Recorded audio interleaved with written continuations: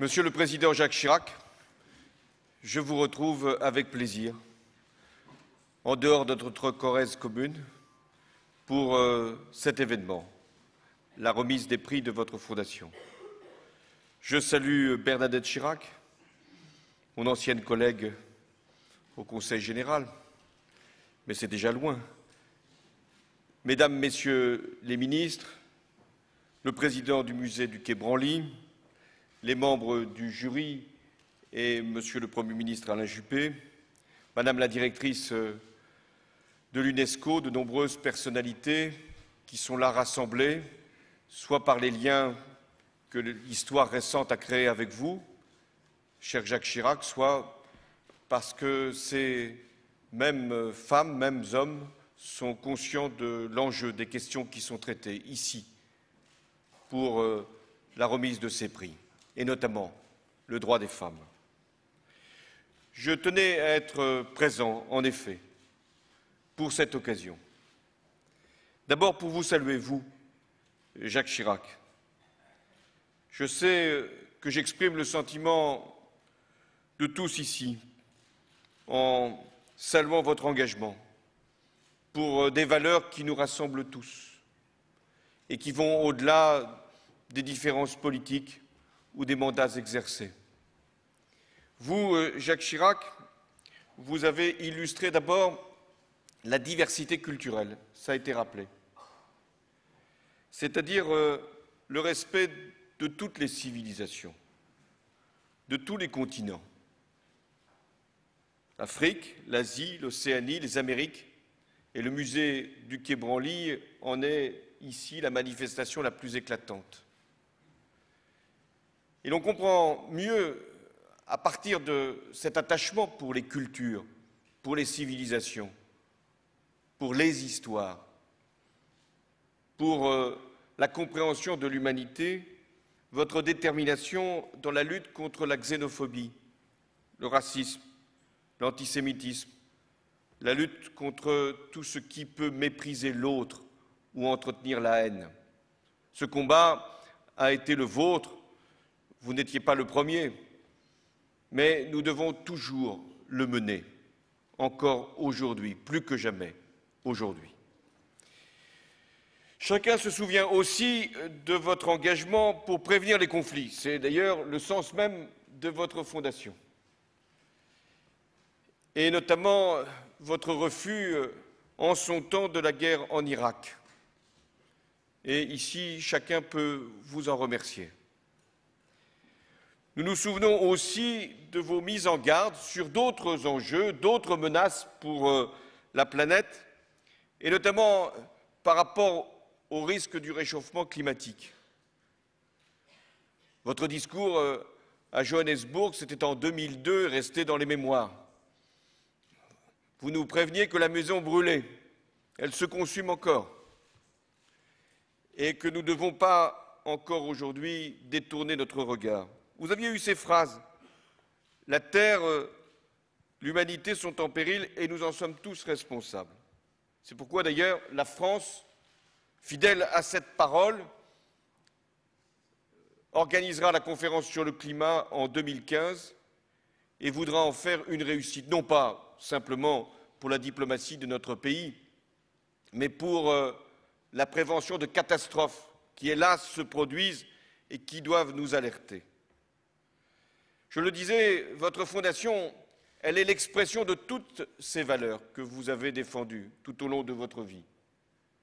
La diversité, la lutte contre le racisme, la volonté de promouvoir les femmes, mais aussi la question majeure de la prévention des conflits. J'ajouterai d'ailleurs la justice internationale, comme le docteur Mukwege nous a rappelé, au moment même où elle peut être discutée. Ceux qui ont commis des crimes doivent un moment en répondre.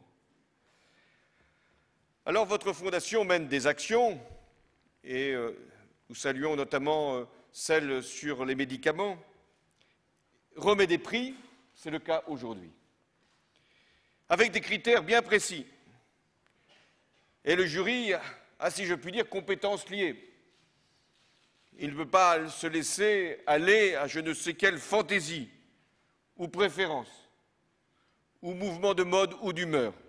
Non, vous-même, vous aviez souhaité que soient reconnues des situations au regard de leur élément géographique et médiatique, c'est-à-dire mettre en lumière des guerres oubliées, celles notamment en RDC, des conflits ignorés, des violences cachées, celles notamment faites aux femmes, d'autant plus odieuses qu'elles sont commises à l'abri des regards et sans qu'il y ait le moindre risque pour leurs auteurs.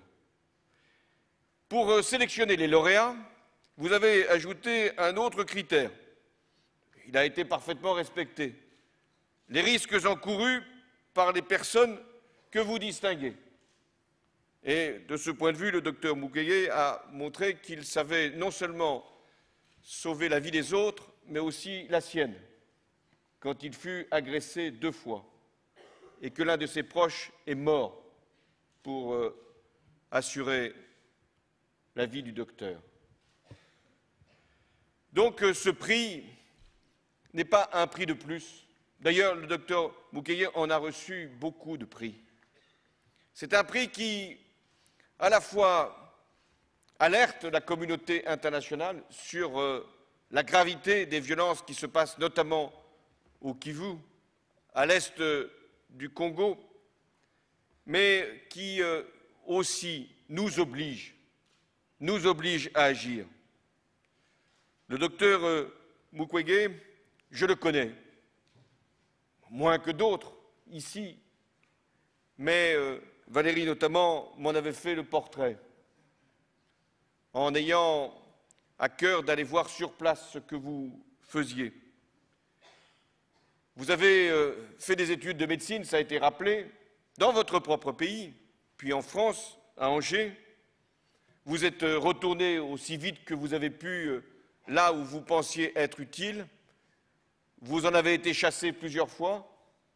Vous-même, vous vous êtes écarté de ces zones quand elles devenaient trop dangereuses, mais à chaque fois, vous avez voulu agir et soigner. Il y a comme une persévérance dans votre combat et il doit être entendu au-delà de cette salle.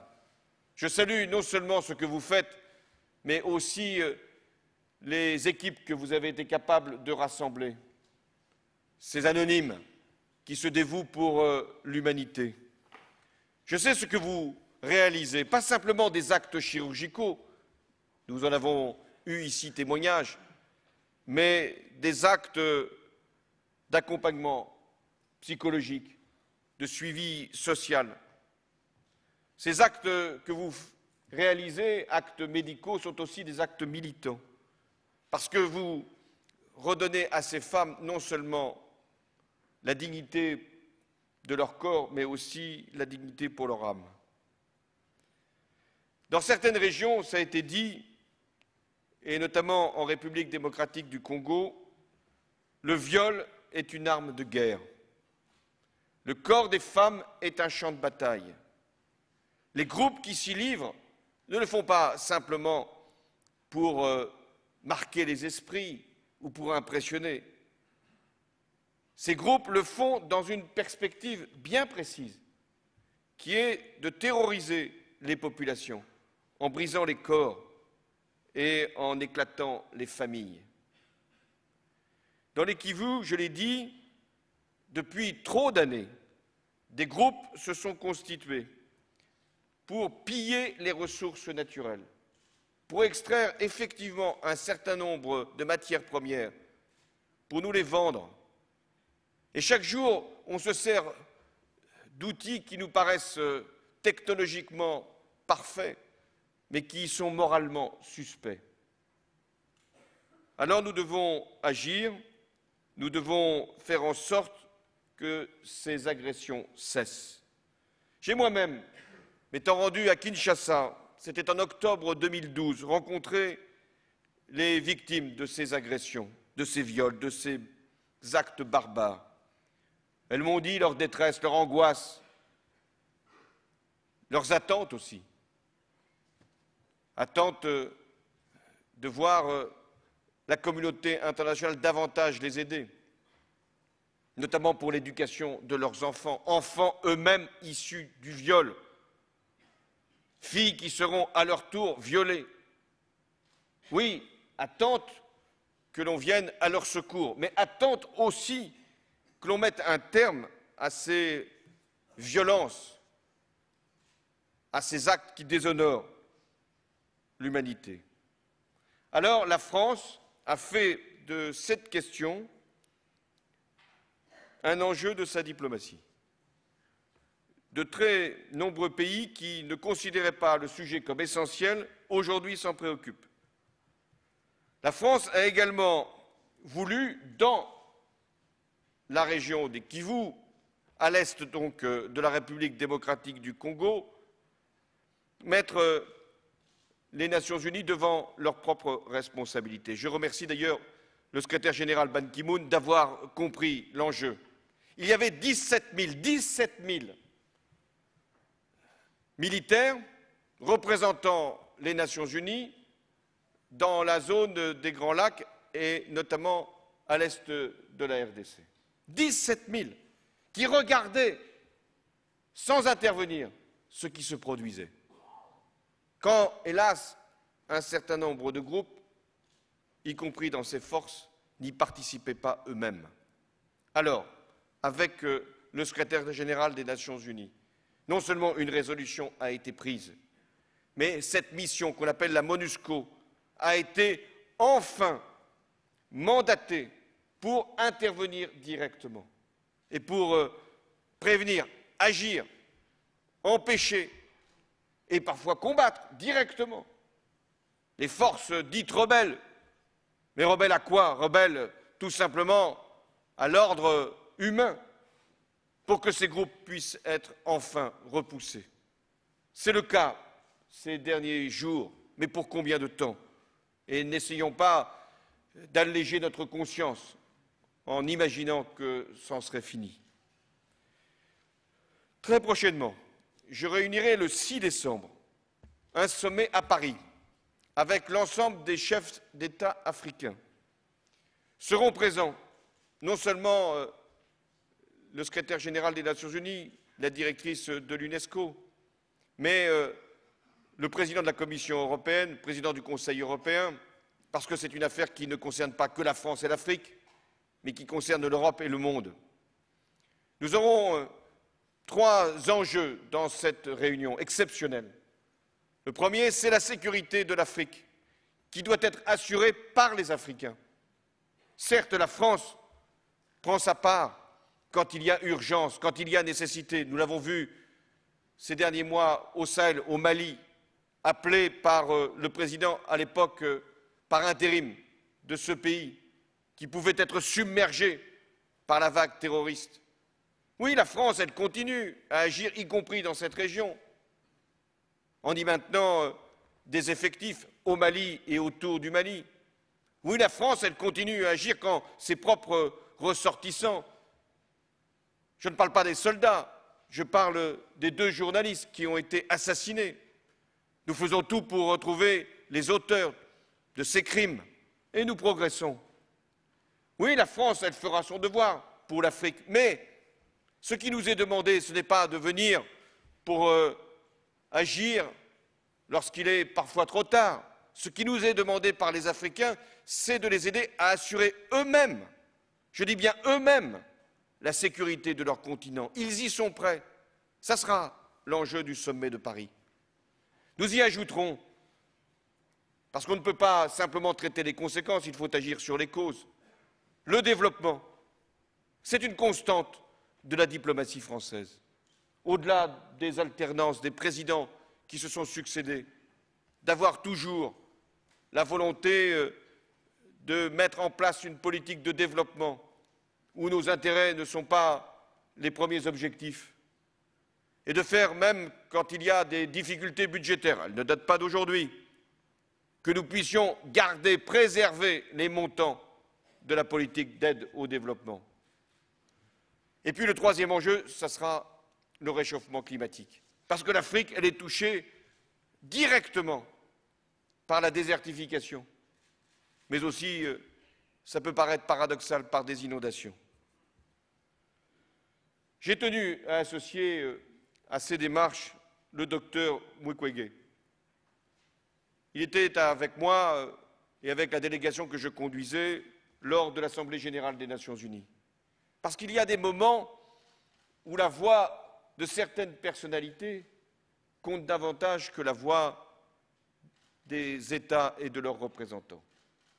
La diplomatie, ce ne sont pas simplement des gouvernements.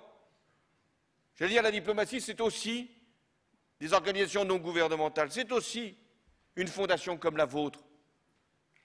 À l'instant, j'entendais la présidente de Femmes Africa Solidarité nous dire ce qu'était pour elle la France.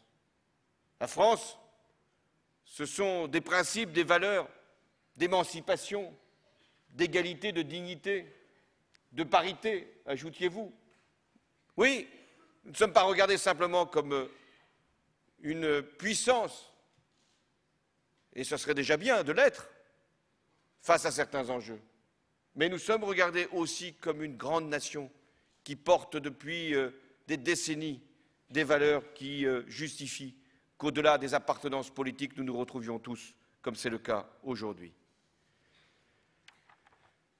Femmes Africa Solidarité, Madame, a obtenu aussi ce prix, et c'est vous, Bineta Diop, qui l'avez reçu.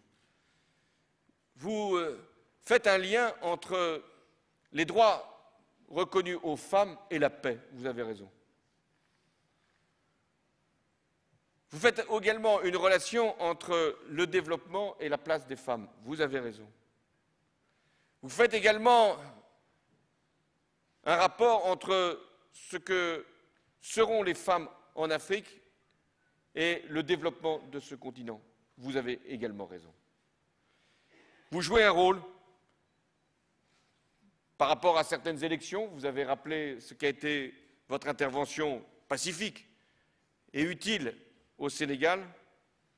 Et vous faites aussi en sorte d'éclairer sur un certain nombre de situations, et j'ai évoqué l'Afrique. L'Afrique, nous parlons aujourd'hui de la RDC. La conscience est arrivée, heureusement, jusque-là. À côté de la RDC, un peu plus bas, il y a la République centrafricaine. Personne n'en parle. Il s'y produit là, pays que nous connaissons bien, pour plein de raisons. Il s'y produit là aussi des actes abominables, des exactions. Comme toujours, ce sont les femmes qui en payent le prix, et les enfants. Il se produit là un chaos, avec 400 000 déplacés, dont, heureusement, certains organes d'information, le vôtre, en parlent. Eh bien, là encore, vous nous avez mis en alerte et nous devrons agir. La communauté internationale devra agir en Centrafrique. L'ONU s'y prépare et la France, une nouvelle fois, sera là en soutien des Africains.